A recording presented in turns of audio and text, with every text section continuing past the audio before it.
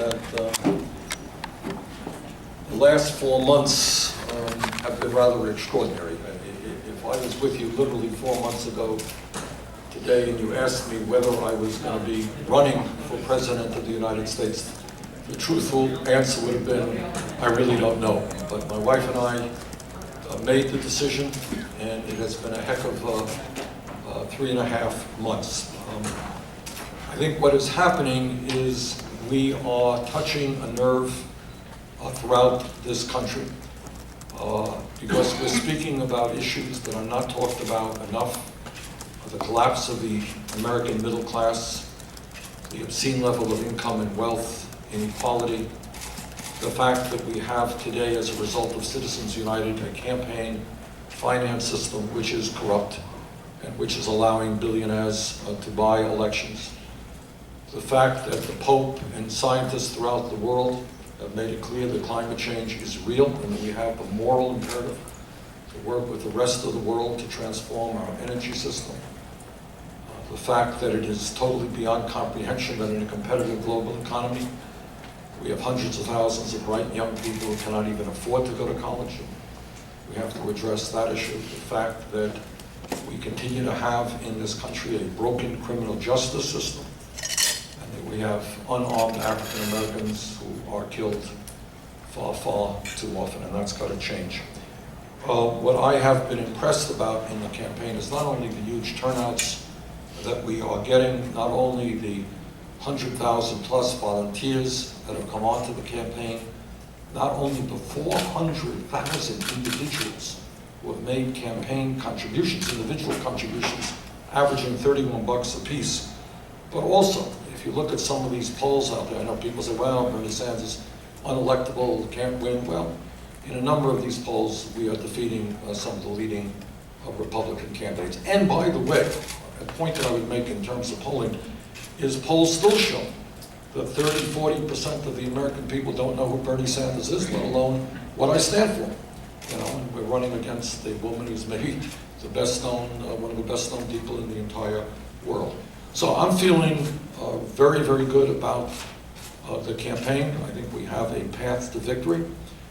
And I was very excited today to come here to the DNC and to receive as warm a response as we did. And I thank the DNC for the invitation. Yeah. Okay, questions? Yeah, Senator. Yeah. Right before you spoke, Governor O'Malley said he thought the debate process for the Democratic primary was rigged. That's the word he used. I'm wondering if you agree with him, if you think there should be more debates. I do. I've been quite public on that. Look, I think that when you have a situation where in the November election, let's not forget, 63% of the American people didn't vote, 80% of young people didn't vote, vast majority of low-income working people didn't vote. I think allowing the American people to hear our viewpoints on the important issues facing this country is a very positive thing. I'll tell you what I think. I think that there should be debates sponsored by trade unions, debates sponsored by environmental groups, gay groups, women's groups, groups that represent different constituency, and I've made the Democratic leadership aware of my view on that. Senator, are you concerned about what if Vice President Biden were to enter the race, what impact that would have? Well, that's a good question. I've been asked that about 14 million times, and the answer is, I do understand that some people say, well, for a variety of reasons, it may benefit Secretary Clinton. Others say it, may benefit me. I guess we will have to, wait and see. I honestly don't know the answer. I don't think anybody does. You guys know more about this than I do, and I just don't know the answer. What I will say, let me repeat, is that if I've known Joe for a number of years, we served in the Senate, obviously, together, and everybody knows Joe Biden to be a very, very decent guy. And if Joe gets in, my pledge to him, as it has been to Secretary Clinton and to everybody else, is that we're going to focus on the major issues facing the American people. I do not believe in personal attacks. I do not believe in saying, I'm great, everybody else is terrible, vote for me. Just not my style. So Joe has a lot to say, and if he gets into the race, we look forward to a strong issue-oriented campaign. Senator, Yes, Lee. sir. Peter. Senator, you said that the Democratic Party can't afford to practice establishment politics, mainstream politics. Do you have anyone in mind when you said that your Democratic rivals are practicing that kind of politics? I'll let you use your imagination on that, Peter. Look, this is what I mean, and thanks for the question. And this is what I mean sincerely. If I don't know how many of you have been to some of the events that we have done around the country, but if you go to the events, whether it's in Iowa, whether it's in New Hampshire, but events we had in the West Coast, events we had here. I mean, the first major event we had was right here in Minneapolis. I couldn't believe it. There were 5,000 to 6,000 people showed up. We were totally overwhelmed by the number of people who showed up. Most of the people, vast majority of the people who come out are not active participants in the Democratic Party. They're just ordinary people. I suspect a number of them have not voted terribly often in the past. Many of them have. I suspect they have voted Democratic. But for us to do well, for us, the Democrats, to win the White House, retain the White House, take back the Senate, do well in the House, and by the way, win governor's races all over this country and state legislative races, we need to substantially increase voter turnout. Everybody knows that. As I said in my speech, Republicans didn't win in November. Democrats lost, and the Democrats lost because the voter turnout was abysmally low. So what I'm suggesting, and what I'm saying and what I believe in my heart, is that based on what I have seen going around the country, we were just in New Hampshire the other day, we go to small towns, Littleton, over 1,000 people are coming out. At a meeting Monday morning in Conway, New Hampshire, 650 people are coming out. We are bringing out people who are not necessarily actively involved in politics. They are people who are concerned about the future of this country. I believe they're responding to the message that we're offering them.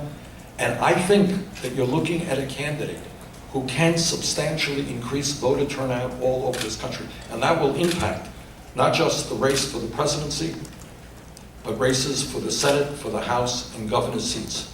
If there is a large voter turnout, Democrats will do well. If there is a small voter turnout, Republicans will win. Dan? Senator, why do you believe, as you apparently do, that Secretary Clinton is not able to generate that kind of excitement or a large turnout? Well, as I've said a million times, I'm not here during this campaign to be attacking Secretary Clinton. I'll let you be the judge of that.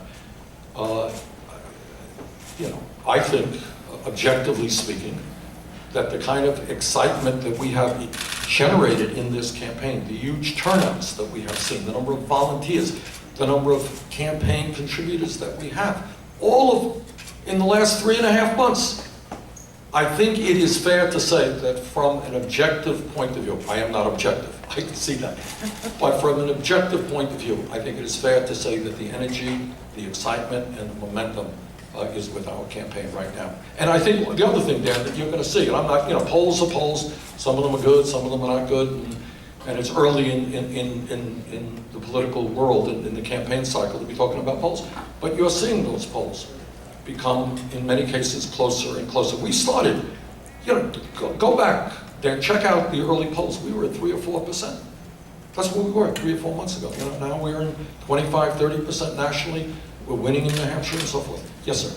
How would you deal with Native Americans asking the federal government to honor the treaty rights of 1885 in Minnesota, Dakota, and other places where they harvest wild rice and they don't want tar sands? Well, I don't want tar sands in general. Right? And as I mentioned in the speech, you're looking at somebody who's helped lead the effort against the Keystone Pipeline. So I don't know all of the details, but I think it is fair to say that in general, we don't have to say, no one will deny that the way the United States government has treated Native people is shameful. All right, maybe a couple more questions, sir. Yes, Senator, there's a report today in Bloomberg that Secretary Clinton already has 60% of all the superdelegates that are out there. What efforts have you made along those lines, and what does that mean this early in the game? Well, two things. Number one, I think it's fair to say that we'll probably win most of our delegates in the struggle by state. And I think we're off to a pretty good start.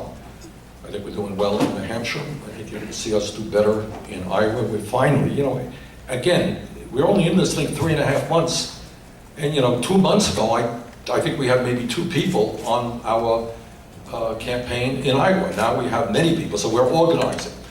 And I think you're going to see us, we had a great trip to South Carolina, we're going to focus on Nevada as well. So I think you're going to see us do well. But in terms of superdelegates, let me say this, the people in here are smart people, they're not dummies. They want to see a Democrat win the White House. And I understand that, Secretary Clinton's people have been talking to these folks for a very, very long time. So she has a huge advantage over us in that respect. Not to say that there are a lot of people there who are supportive of her. But I think as our campaign progresses, and as people see us do better and better, you're going to see a lot of superdelegates. I just met with one as I was walking here 10 minutes ago, said, well, you swayed me, I'm on your side now. I think you're going to see that. So it's one thing for people to say, well, with the Secretary today, we'll see where people will be 3 months from now, or 5 months from now. Yes, sir. When you're having those kinds of conversations with superdelegates, how much of it is an electability issue to convince them that you can win next year? Yeah, I think that's very important, no question about it. Look, at the end of the day,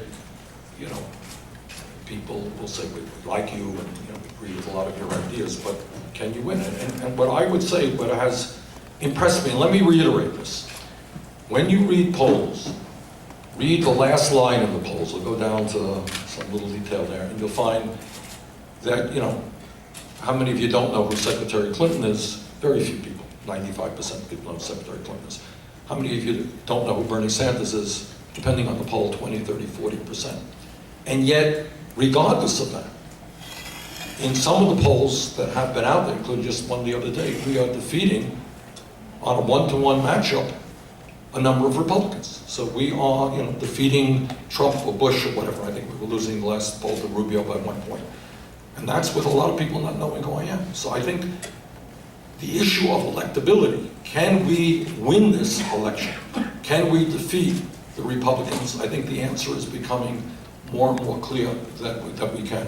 Dan? I want to ask about your party identity. Back in the 70s and 80s when you first ran for office, I'm wondering why you chose not to identify as a Democrat now that you're running for the nomination. Well, we've... And why when you went to Washington, but you caucused with them, why you never chose to... Well, first of all, just from a legal point of view, so let me be clear. Howard Dean, myself, Patrick Leahy, nobody can register as a Democrat, as you know, in the state of Vermont. I vote in the Democratic primaries. I have helped elect some Democratic governors in the state of Vermont. I have been a member of the Democratic caucus from virtually the first day I was in the House and throughout my 9 years in the Senate. I was, as you know, the chairman of the Veterans Committee. I'm now the ranking member on the Democratic side in the Budget Committee. I had to make a decision, as you all know, many, many, many months ago, as to whether I would run for president as an independent or run as a Democrat. I made the decision to run within the Democratic primary and caucus as a Democrat. I think that was exactly the right decision. I can't tell you that every supporter of mine agrees with that, but I think the vast majority of them do. And the campaign is going very, very well. Just one follow-up. Is this the first time you addressed the DNC meeting? Public, yes. This is the first time and what conventions have you been to? In 2008, when Obama was nominated in Denver. Thank you. Okay, maybe one more. Anything else? Yes, sir. Senator Sanders, there's been some buzz from some Democrats who want to support you about your gun control policies. I've heard over the last couple of days since what happened in Virginia on Wednesday, Sure. a lot of talk from Hillary Clinton, a lot of talk from Martin O'Malley about we need more gun control measures. Why haven't we talked about this the last few days unless I Well, guns are a huge issue. And gun violence in this country is a huge issue. And all of us, taken aback by this horrible shooting on camera of 2 journalists. And, we've seen what has gone on, God, in South Carolina and Charleston, unbelievable stuff. So, this is a very, very important issue. So let me just reiterate what I hope all of you know. I know there's some stuff going around that I'm, some kind of a gun nut and so forth and so on. It ain't true. I come from a state that has virtually no gun control. That's the way it is in my state. And we have tens of thousands of people who are hunters and so forth and so on. But despite that, hunters, they do target practice, they go to gun shows. But despite that, you are looking at a congressman and a senator who voted, and it was not an easy vote for me, coming from the state that I come, to ban a number of semi-automatic assault weapons. That's the way I voted. Who voted for instant background checks, and who voted to close the gun show loophole so that people could not avoid the instant background check. And I am open to other ideas. Here's the point, though, that I've made time and time again. Do we need to make sure that people who should not own guns do not own guns? And the answer is unequivocally yes, we have got to do that. But I think just people shouting at each other and going nowhere in a hurry and trying to address that issue is not doing anybody any good. And in fact, I think I could play a good role in that debate.